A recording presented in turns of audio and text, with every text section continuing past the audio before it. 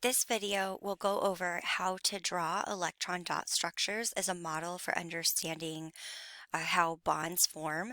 In order to be successful with this video and to get the most out of it, you should be able to identify the number of valence electrons that an atom can have based on its location in the periodic table. So we're going to start off by describing the Lewis model and what that means.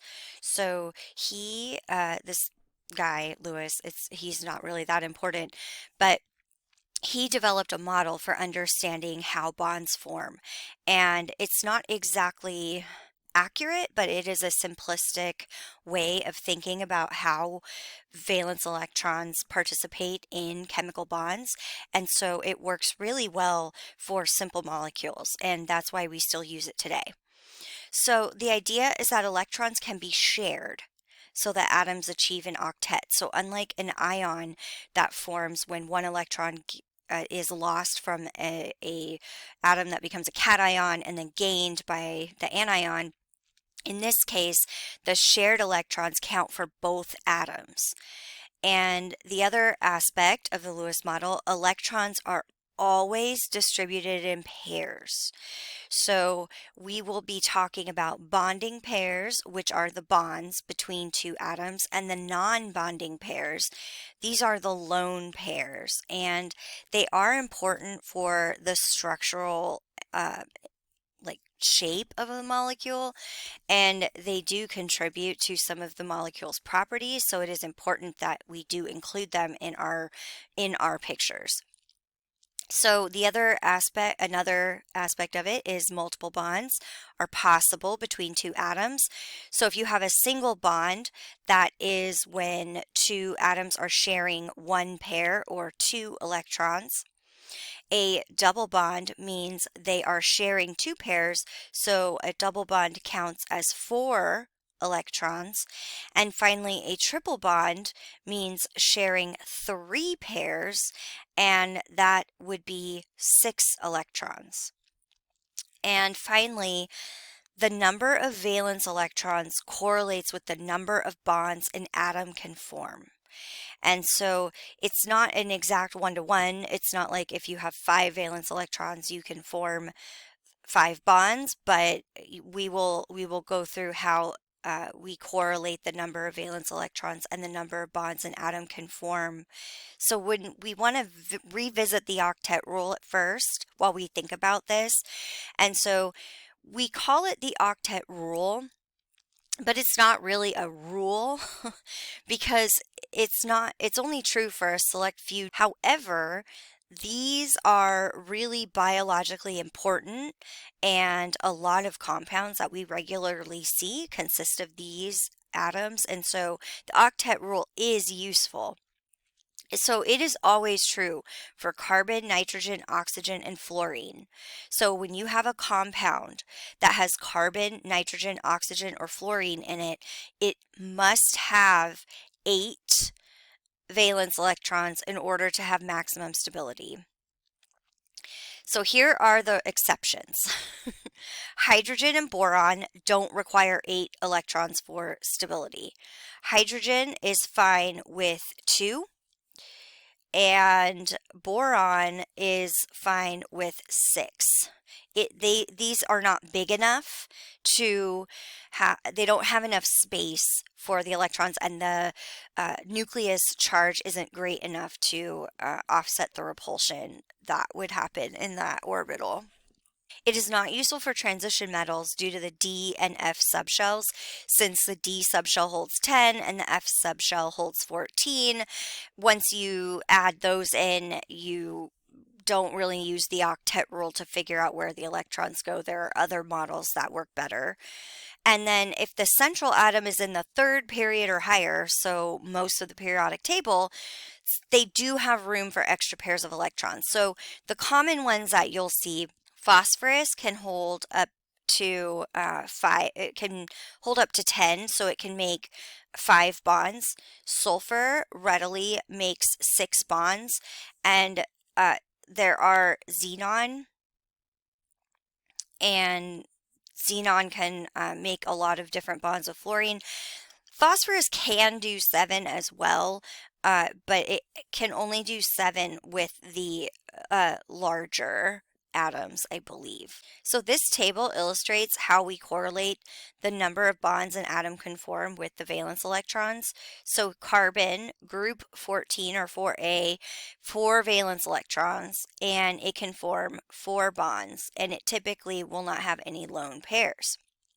Nitrogen is in group 15, so it can form 3 bonds and it would have 1 lone pair. And that comes from the fact that when we think about the valence electrons, we think about them as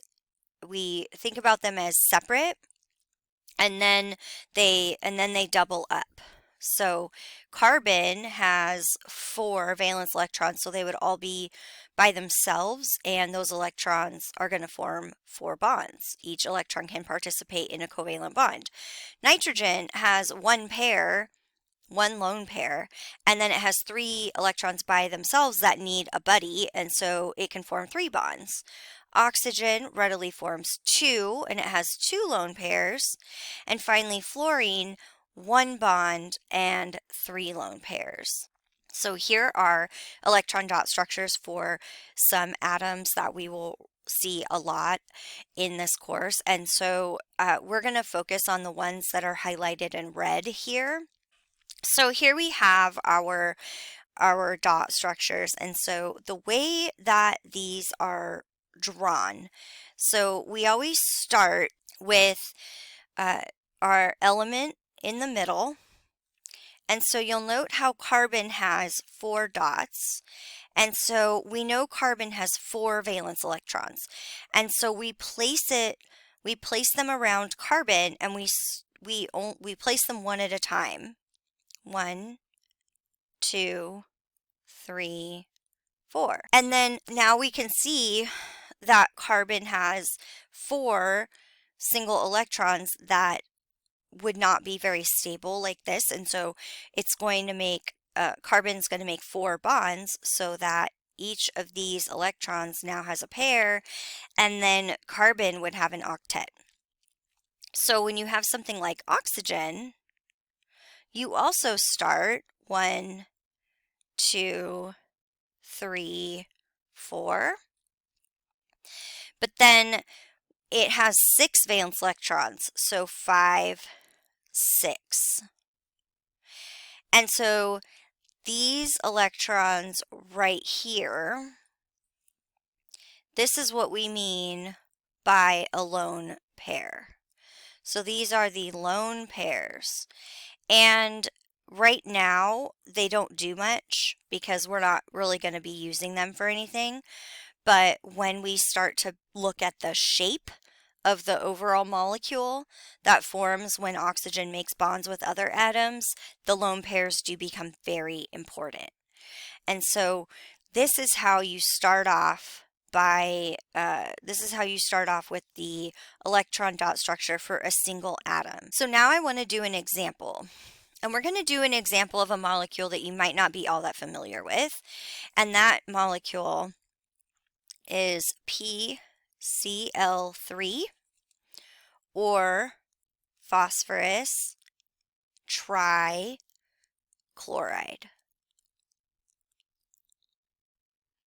The first step is we count the valence electrons. So phosphorus has 5 valence electrons. So phosphorus gives us 5, and then each chlorine gives us 7. And there are 3 chlorines, so we multiply that by 3. So we have 5 and 7 times 3, which is 21, and we add those together, and we get 26. So our final electron dot structure will need to have 26 valence electrons in it. So next, we set up our structure, and so we're going to have the outer atoms attached to the central atom. Usually, the way you identify the central atom is it's the one that can make the most bonds. So, for example, hydrogen could never be the central atom because it can only make one bond. The most common central atoms are carbon, silicon, nitrogen, phosphorus, oxygen, and sulfur. So we're going to start with phosphorus because there's one P and there's 3 chlorines. So here we have our phosphorus, and then we're going to add chlorine, and we have it set up so that all 3 chlorines are attached to the phosphorus with a single bond. And so what we need to do now is think about, well, what happens? How do we know where the rest of the electrons go? Well, we subtract these bonding electrons. And remember, each bond is 2 electrons.